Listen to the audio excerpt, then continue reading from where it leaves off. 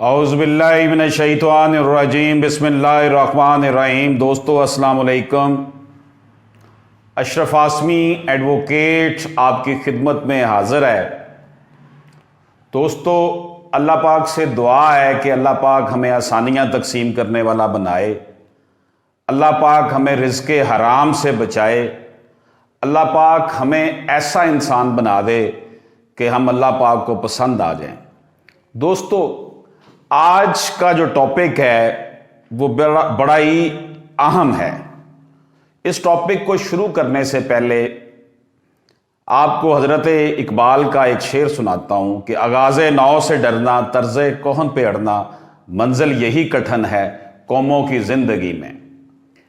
मैं first year का तालिब इल्म था, government college of commerce Sargodha में पढ़ता था। तो मैंने वहाँ पर एक मुबासे में कायदे हिज़्ब इख्तिलाफ़ की हैसियत से कॉलेज में स्पीच करनी थी। तो मेरे उस्ताद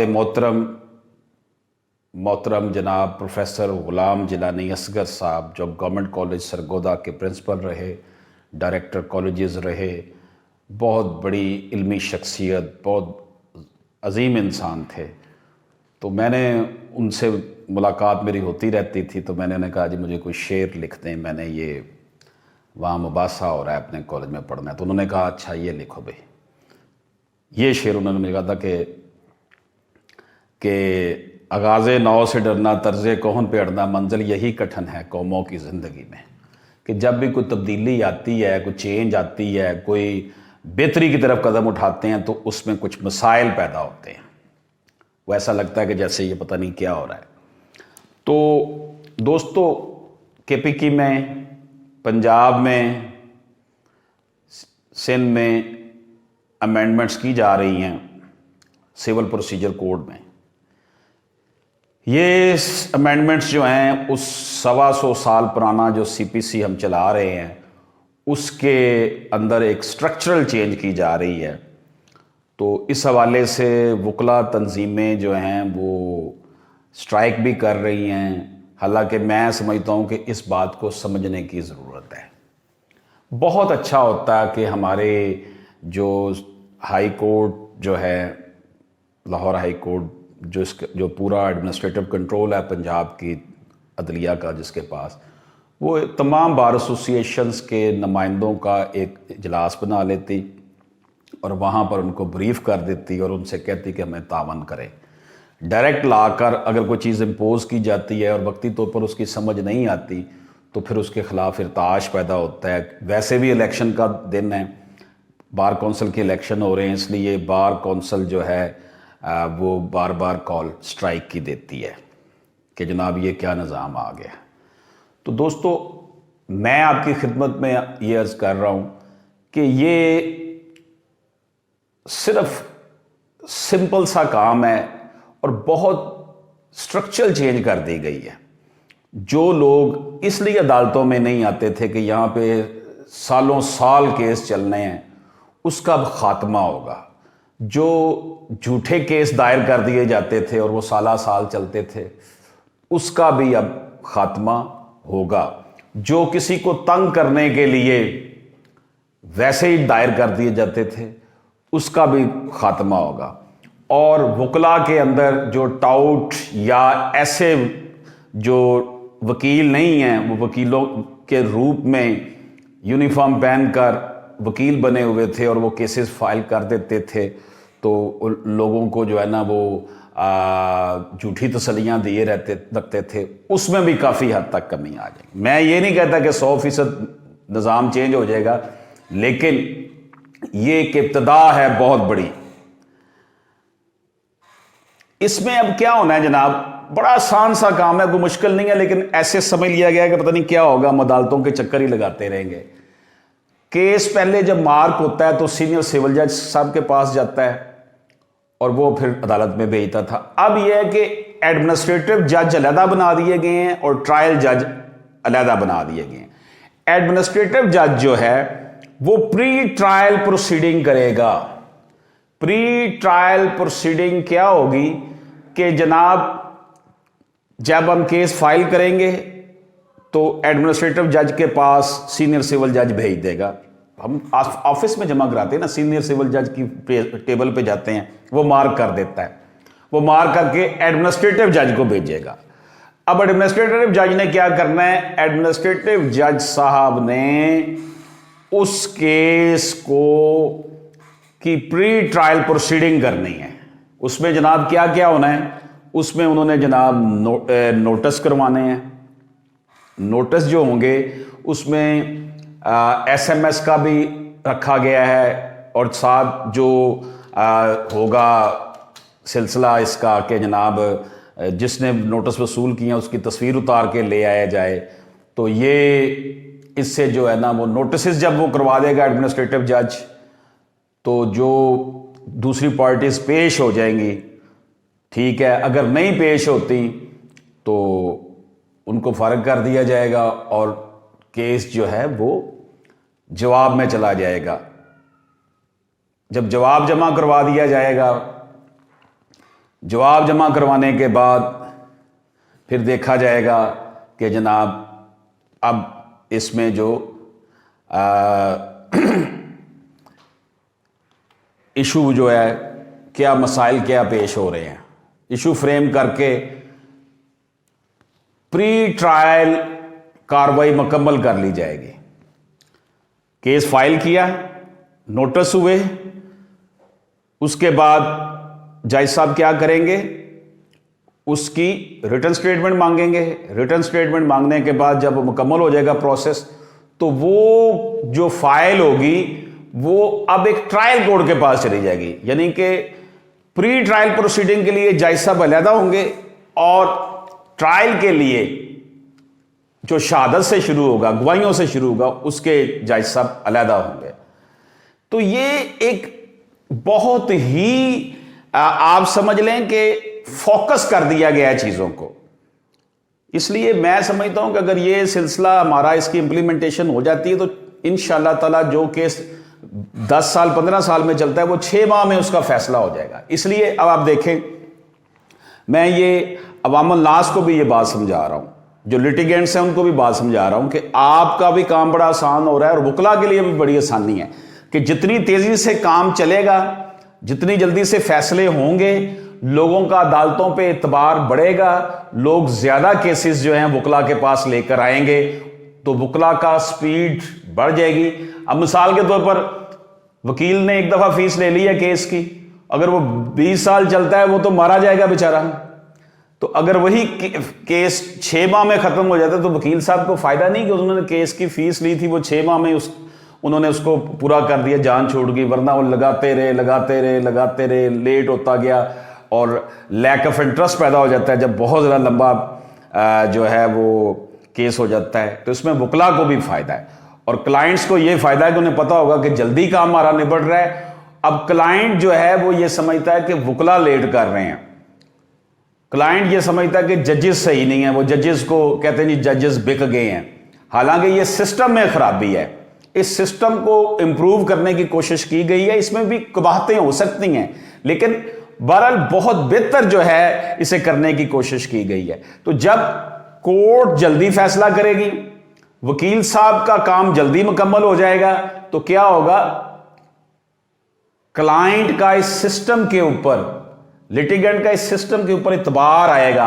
और वो कहेगा जनाब ये तो बड़ा अच्छा है, बजाय इसके कि बाहर वो बैठा रहे, अदालतों में ना आए, बाहर ही मुकमका कर ले, या जो बासर लोग हैं वो फ़ायदा उठा लें उससे कि लो ये प्रॉपर्टी हम तुम्हें लेकर देते, इतने पैसे दे। तो इससे क्या होगा, ये जो लंबी जिंदगी गुजर जाती है, एक लंबी अदालतों के चक्कर लगाते हैं, उसका खात्मा होगा। अब इसमें मुझे बताएं कबाहत क्या है कि दावा दायर हुआ, उन्होंने नोटिस किए, SMS के ज़रिए भी भेजा और उसके बाद उनको जनाब ना उसकी तस्वीर ले ली जिसको वो वसूल करवाया है। जब ये हो जाएगा, नोटिस पूरे हो जाएंगे, चस्पानदगी नोटिस, अखबार इश्तिहार का प्रोसेस मुकम्मल होगा, साथ ही जो है वो आपका वो उन्होंने जवाब मांग लेना है। जवाब मुकम्मल करने के बाद उन्होंने फिर इशू फ्रेम कर लेने हैं कि जनाब इस केस के अंदर है क्या, पार्टी क्या चाहती है कि उसका ये हिबा गलत किया गया था इसको डिसइनहेरेंट किया गया था, तो इनको ये बच्चियों को, बेटियों को या किसी बेटे को डिसइनहेरेंट किया गया, तो उसको ये मिलना चाहिए हक, तो वो उसको लिख लेगा कि इशू फ्रेम हो जाएंगे कि जनाब इस केस में ये बात सामने आ रही है कि बेटियों को हिस्सा नहीं बाप ने दिया या कम दिया है। वो जब इशू फ्रेम हो जाएंगे तो ये प्री ट्रायल प्रोसीडिंग खत्म हो जाएगी। अब इस सारे प्रोसीजर में मैं आपको एक बात बताऊं, ये जितना प्रोसीजर है प्री ट्रायल प्रोसीडिंग तक, इसमें बेसिकली वकील साहब का एसोसिएट जाकर चीजें पेश करके काम चला सकता है, क्योंकि इसमें कोई ऐसी बात नहीं है कि वहां पर वकील साहब, जो बड़े वकील साहब हैं, जो बहुत बिजी हैं हाई कोर्ट में, सुप्रीम कोर्ट में, उनका वहां पे खुद होना जरूरी नहीं, क्योंकि केस फाइल कर दिया, नोटिस करवा दिए, उसके बाद रिटन स्टेटमेंट जमा करवा दी, इशू फ्रेम हो गए। जब इशू फ्रेम हो गए तो ये सारे प्रोसीजर को फॉलो करने में जो बड़े वकील साहब होंगे, जो उस्ताद होंगे वकला के, जो वहां पे जिनके चैम्बर में केस आया हुआ, तो वो गाइड करते रहेंगे यंगस्टर को कि ये काम करो। ये एक प्रोसीजरल काम है, इसमें वकील साहब का कोई रोल नहीं है। रोल सिर्फ उनका इतना ही है कि उन्होंने बैठकर पीछे गाइड करते रहना है। उसके बाद क्या होगा जनाब, उसके बाद ये होगा कि जब इशू फ्रेम हो जाएंगे तो केस भेज दिया जाएगा ट्रायल जज के पास। ट्रायल जज जो है फिर एविडेंस से इसको शुरू करेगा। प्लेंटिफ की एविडेंस होगी, डिफेंडेंट्स की एविडेंस होगी, और फिर आर्गूमेंट्स होंगे और केस खत्म हो जाएगा। अब इसमें भी सबसे बड़ी बात यह है कि आर्गूमेंट्स में जो टाइम ज़ाया होता था, जी वकील साहब कराची में है, वकील साहब लाहौर में है, वकील साहब इस्लामाबाद गए हैं, सीनियर वकील यहाँ नहीं है, उसका उन्होंने बड़ा आसान कर दिया कि आप जो आर्गूमेंट्स हैं वो आपने तैयार करके कोर्ट में भेज देने हैं, जाके जमा करवा देने हैं, आपको खुद आने की जरूरत भी नहीं है। आर्गूमेंट्स भेज दें, वो वहां पे सबमिट हो जाएंगे। क्रॉस एग्जामिनेशन में बस आपकी जरूरत पड़ेगी कि आपने आकर क्रॉस एग्जामिनेशन करना है, जो आपके गवाह हैं उनके ऊपर आपने क्रॉस कर लेना है। इससे भी वकला का टाइम भी बचेगा, काम भी जल्दी होगा। जो समन जो है तमील कुनिंदा के अलावा एक और समन बजरिया रजिस्टर्ड पोस्ट और समन बजरिया कोरियर सर्विस या यूएमएस भी मुद्दा लय को भेजा जाएगा। नोटिस जो भेजे जाते हैं उसके अलावा इनको यूएमएस भी किया जाएगा, कोरियर भी किया जाएगा, जो ऑलरेडी किया जाता है। और जब भी कोई अब केस दायर होगा उसके साथ जितने डिफेंडेंट्स हैं उनकी तमाम उतनी ही कॉपियां साथ ही लगा दी जाएंगी, वरना केस लंबे अरसे तक इसी चक्कर में चलता रहता, जी हमें कॉपी नहीं मिली अगली डेट, फिर कॉपी नहीं मिली अगली डेट, तो कॉपियां साथ ही जमा करवा दी जाएंगी। अगर हमारे 6 डिफेंडेंट हैं तो 6 कॉपियां हमने साथ लगा देनी है, 2 एक्स्ट्रा लगानी है। तो इस तरह वो टाइम भी जो देखें, अगर हम किसी तरफ केस में प्लेंटिफ है तो किसी में डिफेंडेंट भी तो हो सकते हैं ना, तो दोनों का ये फायदा है। तो इसलिए मैं समझता हूं कि इससे हमारा जो फरसूदा निज़ाम है जिसके ऊपर लोग बिल्कुल इतबार नहीं कर रहे, वो साथ वो तेज हो जाएगा सिस्टम। और सबसे बड़ी बात इसमें ऑर्डर 7 रूल 21A, अगर मुद्दई फहरिस्त वारसान हमरा अर्जी दावा ना लगाएगा तो दावा मुद्दई खारिज कर दिया जाएगा। आपने साथ ही फहरिस्त वारसान लगा देनी है, ताकि आपके वारिस कौन है, आपके बाद कौन है, ये ना हो कि बाद में फिर इसमें भी टाइम बड़ा ज़ाया होता है। अगर बंदे को कुछ हो जाता है, जी वारिस की लिस्ट आएगी, फिर सारा सिलसिला बनेगा, टाइम बड़ा ज़ाया होता है। तो इसमें यह भी है जनाब कि अगर मुद्दा अपना टाइम पे मुद्दा अलैद जवाब दावा जमा नहीं कराता तो अदालत कहेगी कि जो कुछ भी प्लेंट में लिखा हुआ है वो दुरुस्त है। अब अगर वो टाइम पे नहीं करवाता तो अदालत ज्यादा से ज्यादा 30 यौम से ज्यादा का टाइम उसको नहीं दे सकती कि 30 यौम में जो है वो अपना जवाब जमा कराए। हमारे यहाँ पे 3-3 साल जमा नहीं करवाए जाते जवाब, और खुश हो रहे होते हैं, मुखालिफ पार्टी को लोग खुश कर रहे होते हैं, वकील भी खुश कर रहे होते हैं कि जनाब देखो सी तक जवाब ही नहीं देता। तो वो सारा सिस्टम के ऊपर उंगलियां उठ रही थी। तो इसको इतने अरसे बाद, 70 साल के बाद, पाकिस्तान बनने के 70 साल, या 1908 में कानून बना था, अब आके तब्दील किया गया, तो हमें इसको वेलकम कहना चाहिए। मुझे बड़ा अच्छा लगा कि हमारे प्रेसिडेंट लाहौर बार ने इस हवाले से सोशल मीडिया पे भी कहा कि जी बताएं इसमें खामियां क्या हैं। खामियां थोड़ी बहुत ही प्रोसीजरल हो सकती हैं, तो क्या अगर आगाज में ही हम तमाम फोटोकॉपीज अपने दावाजात की लगा दें तो इसमें कौन सी कबाहत है? आगाज में ही अगर हम वर्षा की लिस्ट लगा दें तो इसमें कबाहत क्या है? तो ये इसलिए इसको हमें पॉजिटिव मैनों में लेना चाहिए। ये काम मैक्सिमम 6 माह चलना है और इतना लोगों को सुकून आ जाना है कि आप तसव्वुर भी नहीं कर सकते। फ्री कैन के नाम, वल्दियत, पता जात इसमें दिए जाएंगे, चेक लिस्ट बनेगी, मुद्दा की तादाद के बराबर और 2 इजाफी नकूल अर्जी दावा और ज़रूरी दस्तावेज़ात लगाए जाएंगी। तमाम ज़रूरी दस्तावेज़ात मा नकूल मुद्दा लगाई जाएंगी, फहरिस्त वासान लगाई जाएंगी। फॉर्म 14 अपेंडिक्स, एक फॉर्म है 14 का, वो लगाया जाएगा। उसमें लिखा होगा कि आपका केस में क्या है, नटशल जो प्रेयर होती है हमारी, वो लिख देंगे कि इसमें इशू ये है, ये मसला है, इस वजह से हम आए हैं। तो ये मुद्दई नाबालग या फातरुल अकल है तो इसका कानूनी वारस कौन है, सरपरस्त कौन है, सॉरी, उसका, या गार्डियन अगर कौन है तो उसका जिक्र किया जाएगा। अब मुझे आप ये बताएं कि इस पूरे सिस्टम में हमें क्या प्रॉब्लम आ रही है? कोई प्रॉब्लम नहीं आ रही। प्रॉब्लम सिर्फ यही आ रही कि जब हमने केस फाइल करना है तो साथ ही कॉपियां सारी लगा देनी है। हमारा भी टाइम बचेगा, दूसरी पार्टी का भी टाइम बचेगा, अदालत का टाइम भी बचेगा, वो डेट पे डेट वाला काम बचेगा। तो लोगों का इतबार वकला पर भी आएगा, अदालती निज़ाम पर भी आएगा। अब हालत यह है कि अपना ही क्लाइंट ये समझ रहा होता कि मेरे वकील साहब मुझे चीट कर रहे हैं, हालांकि ऐसी बात नहीं। ये सिस्टम इतना अजीबोगरीब था। लेकिन अगर ये सीपीसी वाला ये सिस्टम ठीक हो जाता है जो ये आया है, तो यकीन जानिएगा कि क्लाइंट अपने वकील से खुश होगा और आइंदा भी लिटिगेशन में उसी को वकील करेगा। वरना ये होता है कि जी वकील किया है, टाइम बहुत गुजर गया, तो वो फिर यही होता है कि नया वकील करें, नया वकील करें।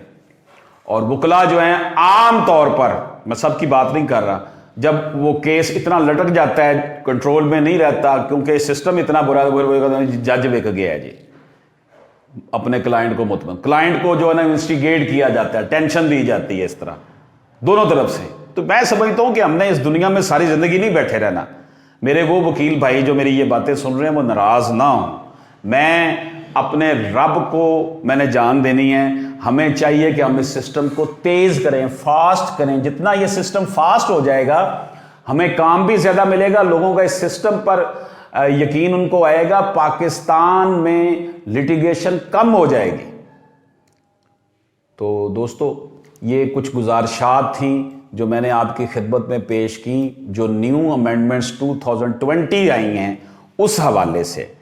उम्मीद है कि इसको हम नई स्पिरिट में लेंगे और ये क्लाइंट्स जो सुन रहे हैं, लोगों वकला के जो लिटिगेंट सुन रहे हैं, जिनके केसेस अदालतों में हैं, मैं ये समझता हूँ कि वो समझ लें कि इंशाअल्लाह ताला अब वक्त बेहतर हो जाएगा और ये इंप्लीमेंट हो जाएगा। जो ऑलरेडी केसेस चल रहे हैं उनके ऊपर भी इंप्लीमेंट हो जाएगा। मतलब उन्होंने केसेस चल रहे हैं, जिस स्टेज पर भी हैं उसमें उसी स्टेज पर वो ये कानून इंप्लीमेंट हो जाएगा। अल्लाह ताला हम सब का हामी नासिर हो। अल्लाह ताला हमें आसानियां तकसीम करने वाला बना दे। अल्लाह ताला हमें नबी पाक सल्लल्लाहु अलैहि वसल्लम का सच्चा उम्मती बना दे। अशरफ आसमी एडवोकेट को इजाज़त दीजिए। अल्लाह हाफ़िज़।